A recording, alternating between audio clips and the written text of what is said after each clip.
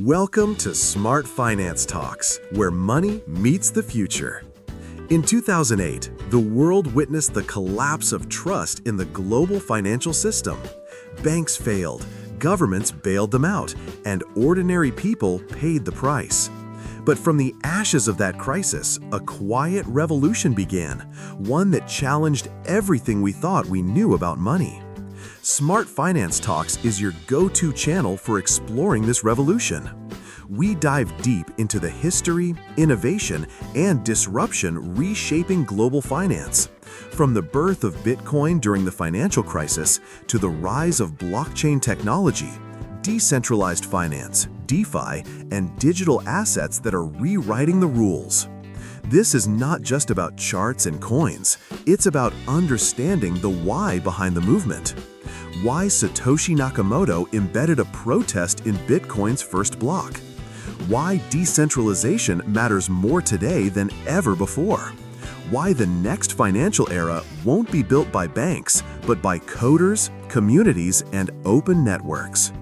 Whether you're a curious beginner, a crypto enthusiast, or a finance professional, Smart Finance Talks offers straightforward, thought-provoking discussions to help you stay informed and empowered in a rapidly changing world.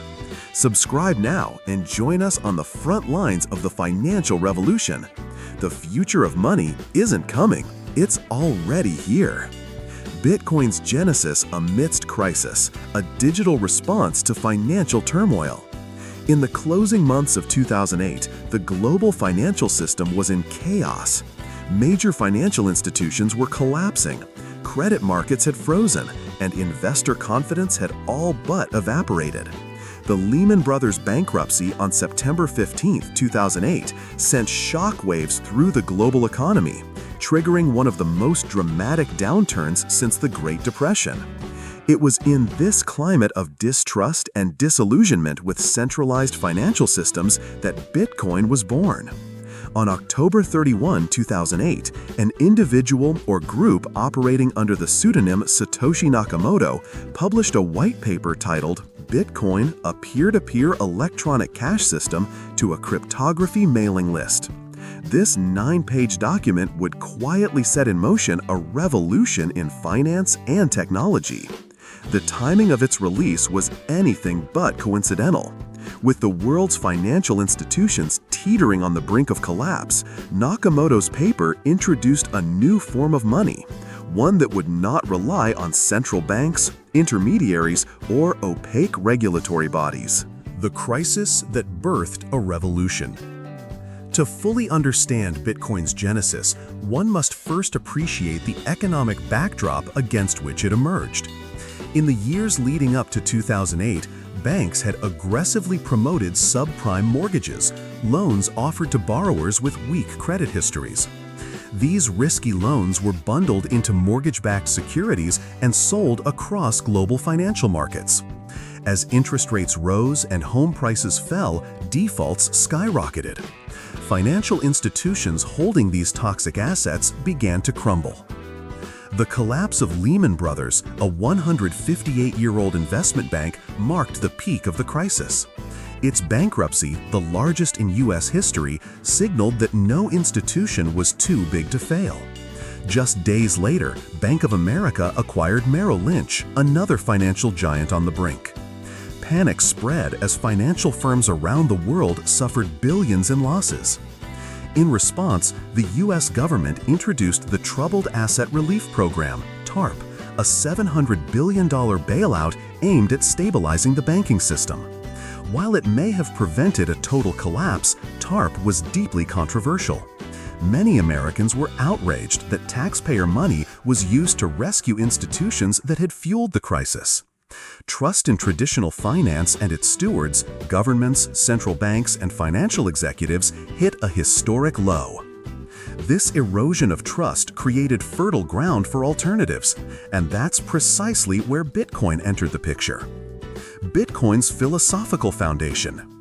Nakamoto's white paper did not explicitly mention the financial crisis, but the implications were clear.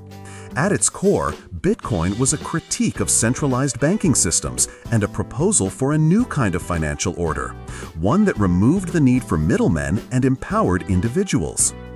Bitcoin's design addressed key weaknesses exposed by the 2008 meltdown. Decentralization. Bitcoin operates without a central authority. Transactions are verified by a distributed network of computers, nodes, reducing the risk of systemic failure or manipulation by a single institution. Transparency. The Bitcoin blockchain is public and immutable.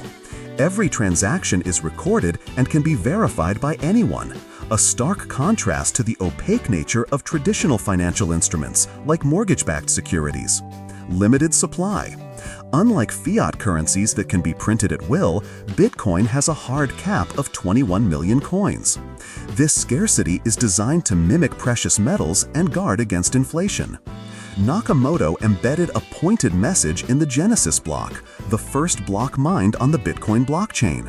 It reads, "The Times, 03 January 2009, Chancellor on brink of second bailout for banks." This reference to a Times headline on the day the block was created is widely interpreted as a political and philosophical statement. It served both as a timestamp and a not-so-subtle critique of the repeated government bailouts. In effect, the message captured the essence of Bitcoin's origin, a decentralized, transparent, and deflationary alternative to the deeply flawed status quo. The technology behind the vision. Bitcoin's innovation was not in any single component, but in the integration of existing technologies into a cohesive system. Nakamoto combined. Blockchain, a distributed ledger where each block contains a batch of verified transactions and is cryptographically linked to the previous one. Proof of work, POW, a consensus mechanism where network participants, miners, solve complex mathematical problems to validate transactions and secure the network. Public-private key cryptography. This allows users to control funds through cryptographic wallets, ensuring ownership and security without needing a bank. These elements had existed in some form prior to Bitcoin. Hashcash, B-Money, and DigiCash were earlier attempts at digital currency, but none had solved the problem of trustless, decentralized consensus. Bitcoin did. Initially, Bitcoin was a niche project discussed mainly among cryptographers and computer scientists. In January 2009, Nakamoto released the Bitcoin software and mined the first block. Over the next several months, enthusiasts joined the network, running nodes and mining coins. The first known commercial transaction occurred in May 2010, when a programmer paid 10,000 BTC for 2 pizzas, an event now commemorated as Bitcoin Pizza Day. Despite early excitement in technical circles, the broader world remained skeptical. Critics called Bitcoin a Ponzi scheme, useless, or a tool for criminals. Financial institutions dismissed it as a passing fad. Yet, Bitcoin persisted, slowly building a base of supporters who believed in its potential to reshape money itself. Nearly 2 decades later, the motivations that led to Bitcoin's creation remain relevant. Central banks continue to grapple with inflation. Government debt is at historic highs, and trust in financial institutions remains fragile. Bitcoin has become a form of digital gold, a hedge against currency devaluation and financial instability. While it has not yet replaced fiat currencies, Bitcoin has undeniably shifted the global conversation about money, sovereignty, and control. It has inspired thousands of cryptocurrencies and blockchain projects, each building on Nakamoto's foundational vision. Governments and central banks, once dismissive, are now exploring central bank digital currencies, a tacit acknowledgement of the transformative impact Bitcoin has had on financial thought. Meanwhile, institutional investors, hedge funds, and even publicly traded companies have begun adding Bitcoin to their balance sheets. Bitcoin's emergence in late 2008 was not a coincidence, it was a response. It was born out of a time when people were desperate for alternatives, for systems that didn't reward recklessness or demand blind trust. Satoshi Nakamoto's vision offered a glimmer of hope, a decentralized, transparent, and fair financial system. Whether one views Bitcoin as a speculative asset, a technological innovation, or a political statement, its origin amidst one of the worst financial crises in modern history gives it a resonance that few other technologies possess. In the wake of the collapse of financial giants and public trust, Bitcoin proposed a radical idea that trust doesn't have to be given, it can be verified. The problem with the old system. The 2008 financial crisis laid bare the vulnerabilities of the modern financial system, flaws that stemmed not merely from bad luck, but from deeply entrenched structural issues. Chief among these were irresponsible subprime lending practices and the proliferation of complex financial instruments like collateralized mortgage obligations, CMOs. In the years leading up to the crisis, banks and lenders, in pursuit of short-term profit, increasingly offered mortgages to borrowers with poor credit histories. These high-risk loans, often issued with little to no verification of income or ability to repay, were bundled into CMOs and sold to investors around the world. On the surface, these mortgage-backed securities appeared to distribute risk in a diversified, stable way. But in practice, they obscured the actual quality of the underlying assets. When borrowers began to default en masse, the house of cards collapsed. One of the core problems was opacity. Financial institutions used complex models and arcane terminology that made it nearly impossible, even for sophisticated investors, to understand what they were buying. The rating agencies, meant to serve as watchdogs, failed to properly assess the risk, often awarding AAA ratings to securities that would later become worthless. In many cases, the same banks that created these risky products also placed bets against them, profiting off their failure. Risk wasn't eliminated, it was repackaged and dispersed through the system like a contagion. And because there was no centralized, trustworthy ledger or way to audit these products transparently, no one truly knew the extent of their exposure. This lack of visibility amplified fear and uncertainty, freezing the global credit market and sending the economy into a downward spiral. In short, the crisis revealed a chilling truth. The financial system had grown so complicated, so dependent on trust in fallible institutions, that no one was fully in control, and no one was fully accountable. Satoshi Nakamoto's vision. Against this backdrop, Satoshi Nakamoto offered an alternative, not merely a new currency, but a new model for trust. At its core, Bitcoin was designed to eliminate the need for centralized intermediaries. Nakamoto understood that the root problem wasn't just bad lending practices or greedy bankers. It was that the system required people to trust entities that had proven untrustworthy. Bitcoin, as he described in his white paper, proposed a system where trust is not assumed but mathematically verified. This was a radical departure from traditional finance. In place of opaque balance sheets, Bitcoin offered blockchain technology, a public, immutable, and decentralized ledger of transactions. Every movement of funds could be tracked, verified, and permanently recorded. Unlike the complex, layered structure of CMOs, which masked risk through financial engineering, the Bitcoin blockchain was transparent by design. Anyone could audit the network at any time without needing permission or relying on an authority to reveal the truth. The blockchain's immutability, secured through cryptographic hashing and the consensus of a decentralized network, meant that records couldn't be altered or erased. This eliminated the possibility of fraud and retroactive manipulation, features that had been alarmingly common in the lead-up to the 2008 crash. In essence, Satoshi's vision was to build a trustless system, not in the sense that there was no trust, but that trust would no longer be a prerequisite for participation.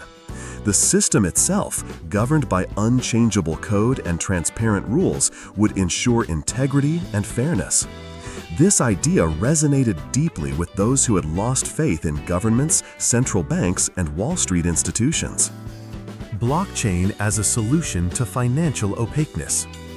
Had blockchain-based systems been in place prior to the crisis, many of the underlying causes could have been mitigated or avoided altogether.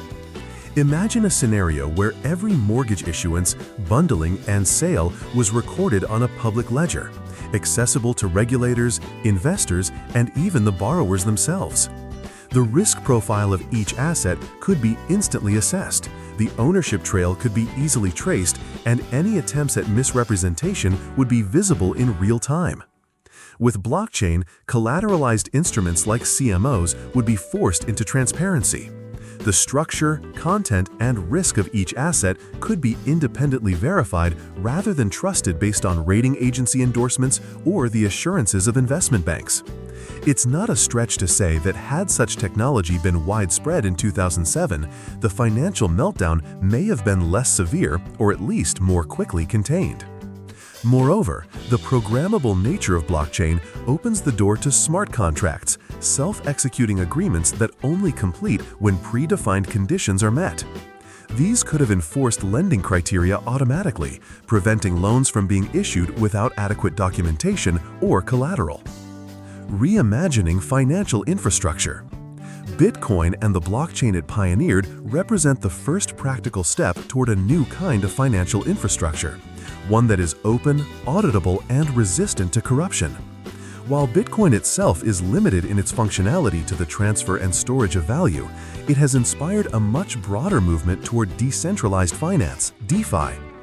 In this new model, borrowing, lending, trading, and investing can be conducted without traditional banks or brokers. Instead, code becomes the institution, enforcing rules with precision and impartiality. Risks are no longer hidden in footnotes or masked by creative accounting. They are visible on-chain for all to see. Satoshi may not have explicitly envisioned all the applications of blockchain technology that exist today, from tokenized assets to decentralized autonomous organizations, but his core insight remains the foundation of them all. Trust in code, not institutions. The broader philosophical shift. Beyond the technical and economic implications, Satoshi's creation prompted a profound philosophical shift.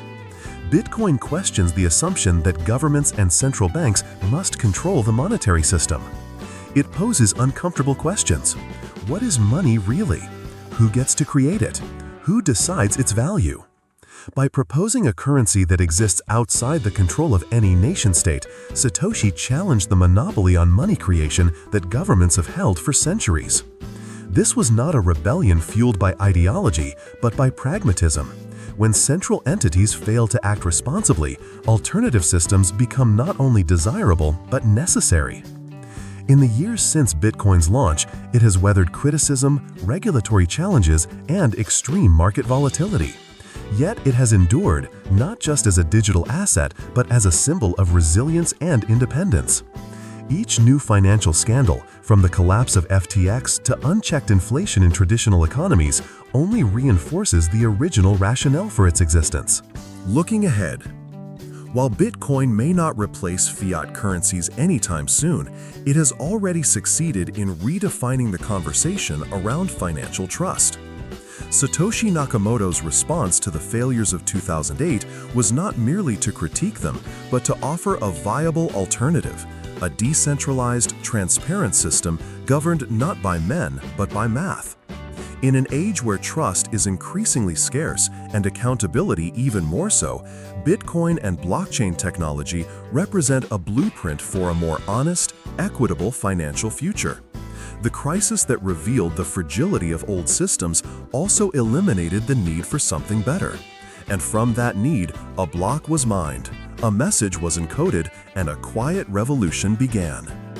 Key events of the financial crisis, a cascade of institutional failures. The 2008 financial crisis was not a sudden, isolated event.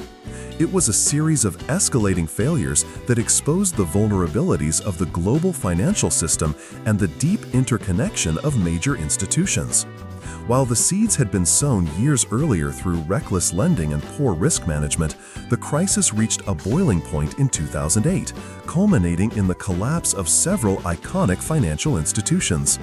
These events created the precise environment in which Bitcoin, a decentralized and transparent monetary system, could emerge as a legitimate alternative to the centralized chaos. March 2008, the fall of Bear Stearns. The first major tremor of the crisis came in March 2008, when Bear Stearns, a venerable investment bank with an 85-year history, collapsed. Bear Stearns had significant exposure to mortgage-backed securities and was deeply entangled in the subprime mortgage market. As panic spread and liquidity evaporated, confidence in the firm vanished almost overnight. On March 16th, Bear Stearns was acquired by JP Morgan Chase & Co. for a shocking $2 per share, a humiliating fall from its trading price of $170 per share just a year earlier. The deal was hastily arranged by the Federal Reserve, which facilitated the takeover by agreeing to purchase $29 billion in toxic assets to help close the deal. It was a clear signal that even historic institutions were no longer safe and that the government would need to step in repeatedly to stave off catastrophe. Bear Stearns' sudden downfall was a critical warning sign. The financial system was far more fragile and interconnected than most had realized. September 2008, the breaking point. While Bear Stearns had signaled the beginning of the crisis's acceleration, September 2008 was when the situation fully unraveled. In a matter of days, global markets plunged into chaos, and trust in the banking system reached a historic low. Lehman Brothers and the largest bankruptcy in U.S. history. Lehman Brothers, another Wall Street titan with a history dating back to 1850, had been teetering on the edge throughout the summer of 2008. It was deeply involved in the mortgage market and had built its profits on highly leveraged bets in mortgage-backed securities. As home prices collapsed and defaults soared, Lehman faced increasing losses that it could no longer hide or offset. By early September, the bank had reported $5.3 billion in asset write-downs and a staggering $3.9 billion quarterly loss. Investors and counterparties began to lose faith, triggering a liquidity crisis. The government had engineered bailouts for other institutions earlier that year, but this time no buyer emerged and the federal government refused to provide a backstop. On September 15, 2008, Lehman Brothers filed for Chapter 11 bankruptcy protection, marking the largest bankruptcy in U.S. history, with over $600 billion in assets. The collapse sent shockwaves through the financial markets, triggering a global sell-off and a tightening of credit as banks stopped trusting one another. Lehman's failure was not just the fall of a company, it was the failure of a system. It revealed that regulators, rating agencies, and executives had either ignored or grossly underestimated the systemic risks that had been building for years. Bank of America acquires Merrill Lynch. Also on September 15, 2008, Bank of America announced its acquisition of Merrill Lynch for $50 billion in an all-stock transaction. Merrill, another giant with a long and storied past, was on the verge of collapse due to its exposure to toxic mortgage assets. Its CEO, John Thain, acted quickly over the weekend to arrange a sale before markets opened Monday morning. The deal was seen as a rescue operation, a desperate effort to prevent another Lehman-style failure. While Merrill Lynch avoided bankruptcy, the speed and scale of the acquisition reflected the volatility and uncertainty permeating the financial landscape. These were not normal business decisions, they were survival tactics in an unraveling system. AIG and the $85 billion lifeline. Just one day after Lehman's collapse on September 16, 2008, American International Group, AIG, one of the world's largest insurance companies, teetered on the edge of bankruptcy. AIG had taken on massive exposure through credit default swaps, CDSs, insurance-like contracts that guaranteed the value of mortgage-backed securities and other financial instruments. As the value of these underlying assets plummeted, AIG found itself unable to meet the demands of its counterparties. Its failure would have triggered cascading losses across the entire financial system. To avoid another catastrophic collapse, the Federal Reserve authorized a loan of up to $85 billion to stabilize the company and prevent systemic contagion. The AIG bailout was particularly controversial because it revealed how deeply intertwined non-bank institutions had become with the financial core. AIG was not a bank, yet its failure would have brought down banks, pension funds, and even foreign governments that relied on its guarantees. The domino effect and loss of confidence. These key events didn't just cause individual companies to fail, they shook the very foundation of public and investor trust. If firms like Bear Stearns, Lehman Brothers, Merrill Lynch, and AIG could fall, who was safe? The markets were paralyzed by fear. Banks stopped lending to each other. Credit markets froze. The Dow Jones Industrial Average saw some of its biggest single-day drops in history. Trillions of dollars in market value were wiped out in a matter of weeks. In response, the U.S. government scrambled to stabilize the system, resulting in the creation of the Troubled Asset Relief Program and emergency actions from the Federal Reserve, including slashing interest rates and purchasing distressed assets. While these efforts eventually helped stop the bleeding, they further underscored how dependent the financial system was on centralized intervention. To many observers, these bailouts created a dangerous precedent that profits were privatized but losses were socialized. The very institutions that had caused the crisis were rescued with taxpayer money, while ordinary citizens faced unemployment, home foreclosures, and the erosion of retirement savings. This loss of faith in centralized financial institutions laid the psychological groundwork for Bitcoin's appeal. The systemic breakdown and the rise of alternatives. The 2008 crisis illuminated the flaws of a system built on leverage, secrecy, and overconfidence. It wasn't just a market failure, it was a failure of trust, transparency, and accountability. The public watched as regulators were outmaneuvered, rating agencies rubber-stamped risky assets, and financial giants gambled recklessly with other people's money. It is precisely this environment of failure and disillusionment that made Bitcoin's core principles, decentralization, immutability, and transparency, so compelling. The crisis didn't just create an economic void, it created an ideological one. People were hungry for alternatives that didn't rely on fragile hierarchies and centralized control. Bitcoin entered the scene not as a fix to Wall Street, but as a complete reinvention of how money could work. Its emergence in the wake of the 2008 crisis wasn't coincidental. It was, in many ways, inevitable. Where traditional finance had collapsed under its own weight and complexity, Bitcoin offered elegant simplicity. A system where the rules were fixed, the ledger was open, and trust was earned through code, not reputation. In the aftermath of 2008, while governments scrambled to patch up the old system, a quiet revolution was already underway. One that would challenge the very foundations of how we define, exchange, and trust in value. Bitcoin's anti-establishment stance, a silent protest in code. Satoshi Nakamoto's creation of Bitcoin was not just a technical innovation, it was a philosophical statement. In his sparse but pointed communications with early collaborators and the public, Satoshi made it clear that he envisioned Bitcoin as a direct challenge to the existing financial system. His motivation was not to simply create a digital currency for convenience, but to build a new monetary paradigm, one free from manipulation, corruption, and centralized control. This anti-establishment ethos is most clearly captured in the message embedded in Bitcoin's Genesis block, the first block ever mined, on January 3, 2009.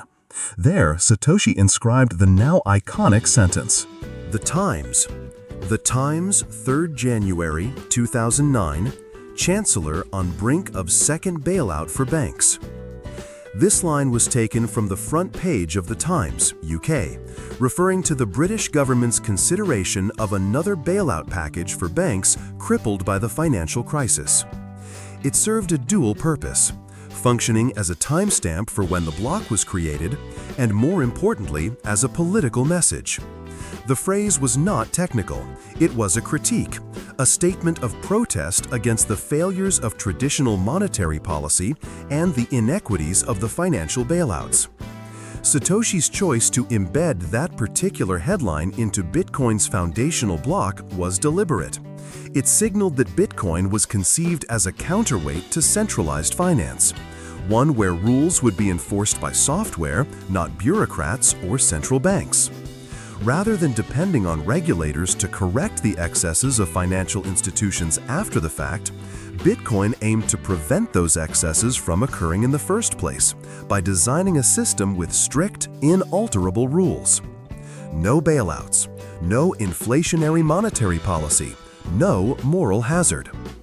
Bitcoin's structure, limited supply, decentralized validation, transparent ledger, stood in stark contrast to the opaque, manipulable nature of the traditional financial world. It was the ultimate form of peaceful resistance, a new financial system built from scratch that could not be co-opted or corrupted by the same forces that caused the 2008 crisis. Development of Bitcoin, years in the making. The birth of Bitcoin was not a reactionary whim. It was the result of years of careful planning, coding, and cryptographic insight. While the white paper was published on October 31, 2008, the foundation for Bitcoin had been laid long before. The domain bitcoin.org was registered on August 18, 2008, a clear sign that the project was nearing public release. But the work began even earlier. Based on timelines and the complexity of the initial codebase, it is widely believed that Satoshi began conceptualizing Bitcoin in late 2006 and started writing code around May 2007. This extended development period shows just how deeply Satoshi thought through the system. He was not simply proposing a theoretical model, he had already built it. By the time the white paper was published, the underlying software had already been written. Within just 2 months, on January 3, 2009, the first block of the Bitcoin blockchain, the Genesis block, was mined. Soon after, the source code for the Bitcoin software was released publicly, allowing others to examine, audit, and participate in the network. This transparency and openness were crucial to the project's ethos. Bitcoin wasn't owned by anyone. It belonged to everyone who chose to run the software and support the network. The software itself was elegantly minimal yet remarkably robust. It included mechanisms for mining using a proof-of-work algorithm, SHA-265, transaction validation, a peer-to-peer network for broadcasting blocks and transactions, wallet functionality, a deflationary supply model hard-coded to cap total issuance at 21 million bitcoins. Satoshi's early posts on forums like Bitcoin Talk reveal a mind obsessed with details, but also humble and inclusive. He responded to feedback, improved the code, and welcomed collaborators. Yet he always kept the mission clear. Bitcoin was not meant to replicate the existing system digitally, it was meant to replace it with something better. The first Bitcoin transaction and the humble beginnings of a revolution. On January 12, 2009, just 9 days after mining the Genesis block, the first recorded Bitcoin transaction occurred. Satoshi Nakamoto sent 10 Bitcoins to Hal Finney, a respected cryptographer and one of the first to recognize Bitcoin's potential. Finney had downloaded the software and started running a node, becoming an early participant in what would eventually grow into a global, decentralized network. This transaction was not only historic, it was symbolic. It marked the first trustless, peer-to-peer transfer of value using blockchain technology. No bank, no intermediary, just code. At the time, those 10 Bitcoins had no monetary value. In fact, Bitcoin itself would remain valueless in fiat terms for over a year. But among the small community of cryptographers, developers, and liberty-minded thinkers, it represented a revolution in how money could function. The first Bitcoin market exchange rate was unofficially established in October 2009 when the website New Liberty Standard calculated the cost of electricity used to mine Bitcoin and set a rate of 1,309 BTC per USD. That means $1 could buy over 1,000 bitcoins. From today's perspective, this seems laughable, but it demonstrates just how radical and uncertain the idea of Bitcoin was in its infancy. Within 2 years, however, Bitcoin would gain real traction. By February 2011, it achieved parity with the US dollar.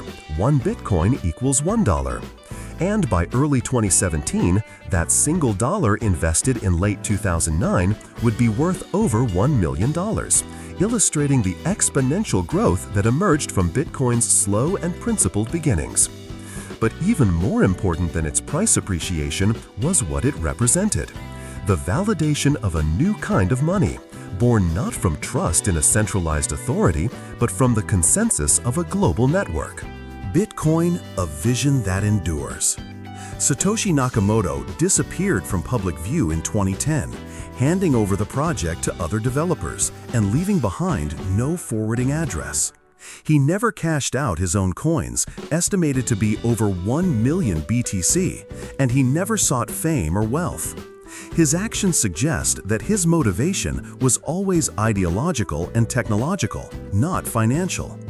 In the years since, Bitcoin has weathered hacks, government crackdowns, internal conflicts, and technological criticisms. Yet it has continued to grow, driven by a resilient global community that believes in the core principles Satoshi laid out. Bitcoin is no longer an experiment. It is a decentralized financial network with millions of users, billions of dollars in value, and the power to challenge traditional ideas of money, authority, and trust. From the bailouts and bankruptcies of 2008 to the first coded message in Bitcoin's Genesis block, Satoshi Nakamoto offered more than a new technology. He offered a declaration of independence from a broken financial system and a blueprint for how things could be done differently. Bitcoin was never just a currency. It was, and remains, a movement.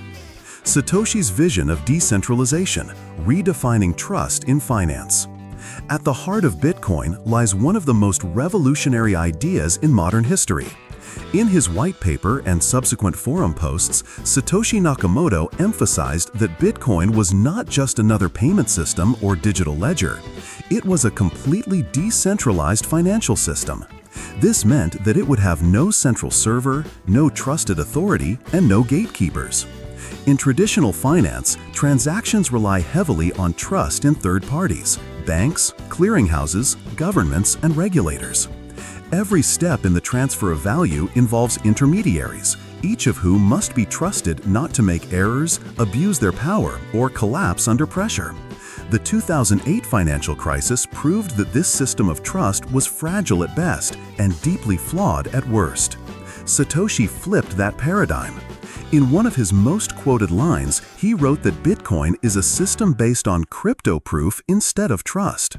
Instead of relying on centralized entities to verify and authorize transactions, Bitcoin leverages cryptographic algorithms, game theory, and decentralized consensus mechanisms to achieve the same result without requiring anyone to be trusted. Bitcoin introduced a public blockchain where every transaction is recorded, verified, and visible to all participants. Anyone can run a node, validate transactions, and contribute to the network's security. Miners compete using computational power to add blocks to the chain, and the majority rule ensures integrity. The brilliance of the system lies in how it incentivizes honest behavior through proof of work, all without requiring a single person or institution to oversee or approve anything. This was not merely a technical solution. It was a philosophical departure from the systems that had dominated the financial world for centuries. In designing Bitcoin, Satoshi reimagined money in a form that no government could control, no bank could manipulate, and no central party could corrupt. Satoshi's disappearance and its significance. Despite his monumental contribution, Satoshi Nakamoto disappeared from the public eye in late 2010. The last known communications from him occurred in 2011.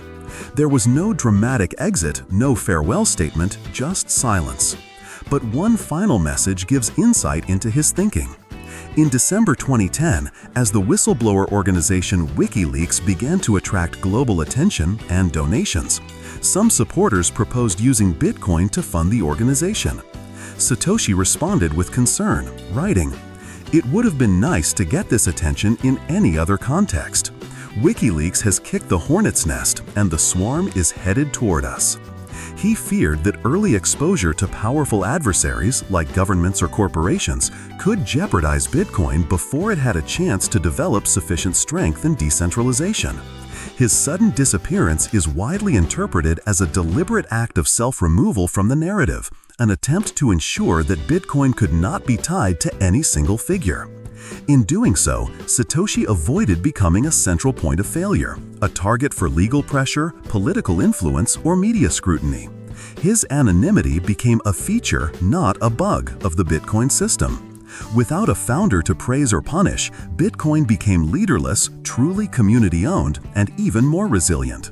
Satoshi's vanishing act helped to cement Bitcoin's decentralized identity, reinforcing the idea that its power comes not from who created it, but from the global, distributed network that sustains it. Contrast with Wall Street's bailout.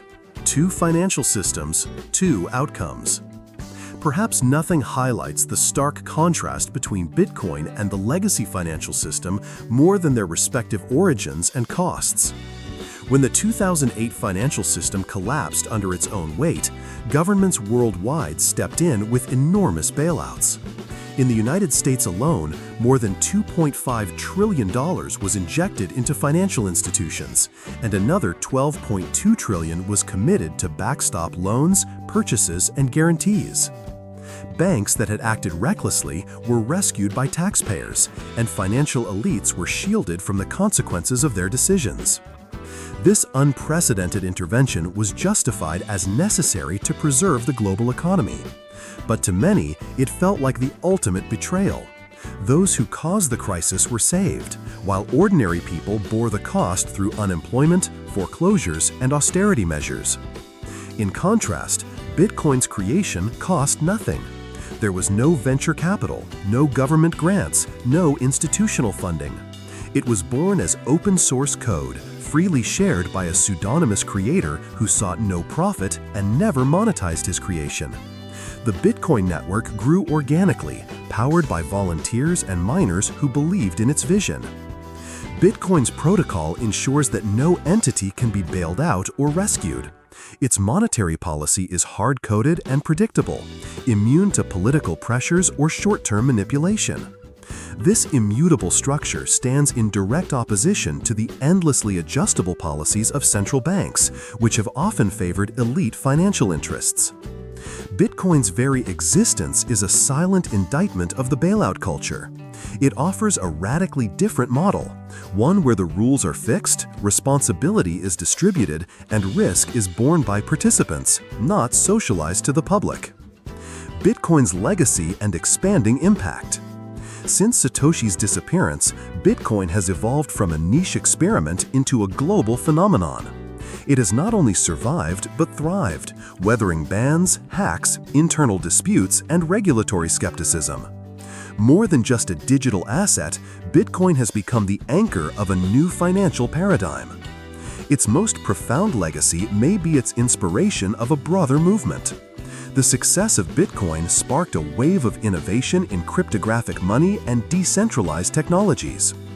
In its wake came Ethereum, launched in 2015, which extended blockchain technology to support smart contracts, programmable agreements that execute autonomously. Litecoin, a Bitcoin fork optimized for faster transactions. Monero and Zcash, focused on privacy and fungibility, offering encrypted transactions. Ripple and Stellar, which targeted cross-border payments and remittances. Thousands of other crypto assets, each exploring different aspects of decentralization, scalability, identity, and governance. The growth of this ecosystem, now known as Web3 or the decentralized web, is a testament to the foundational nature of Satoshi's ideas.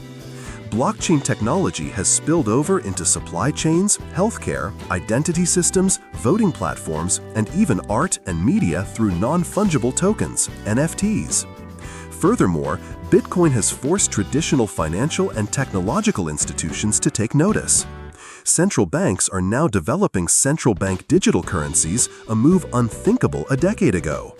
Major corporations like Tesla, Square, and MicroStrategy have added Bitcoin to their balance sheets. Payment giants like PayPal, Visa, and MasterCard now support crypto transactions. Governments have begun to regulate, tax, and even adopt Bitcoin. El Salvador made it legal tender in 2021, a first in global history. What started as a white paper and some experimental code has become a world-changing force. A system beyond a single creator. Ironically, the creator of Bitcoin, the very individual who started this revolution, is now absent. And that's precisely the point. Satoshi Nakamoto did not build an empire, launch a startup, or trademark his invention. He gave Bitcoin to the world and disappeared. His absence has allowed Bitcoin to become larger than any individual, more durable than any founder-led project. No one controls Bitcoin, and that, in a world dominated by powerful gatekeepers and centralized institutions, is perhaps its most radical feature. Satoshi once wrote, "If you don't believe me or don't get it, I don't have time to try to convince you." That confidence, bordering on defiance, perfectly captured his belief in code as law, and in a system that could outlive and outlast its creator. Now, more than a decade later, the world continues to grapple with the same challenges: centralized power, economic inequality, and institutional failure. But thanks to Satoshi, we now have a working alternative. Not perfect, not finished, but real. Bitcoin's legacy is not just its market cap or number of nodes. It is in its resilience, its resistance to corruption, and its invitation to rethink everything we know about trust, money, and freedom. Thanks for tuning in to Smart Finance Talks. If this episode made you think differently about money, power, or the future of finance, you're exactly where you need to be. At Smart Finance Talks, we're not here to follow the headlines. We're here to dig deeper, challenge assumptions, and explore how technology is changing the rules of the game, from Wall Street to your wallet. Don't forget to subscribe so you never miss an episode. Like the video if you found it valuable. Drop your thoughts in the comments. We want to hear from you. Share this with a friend who's still trusting banks more than the blockchain. Because in a world where the old systems are cracking, understanding smart finance isn't optional, it's survival. Until next time, stay curious, stay skeptical, and keep questioning the system. Smart Finance Talks. The revolution is financial. The weapon is knowledge.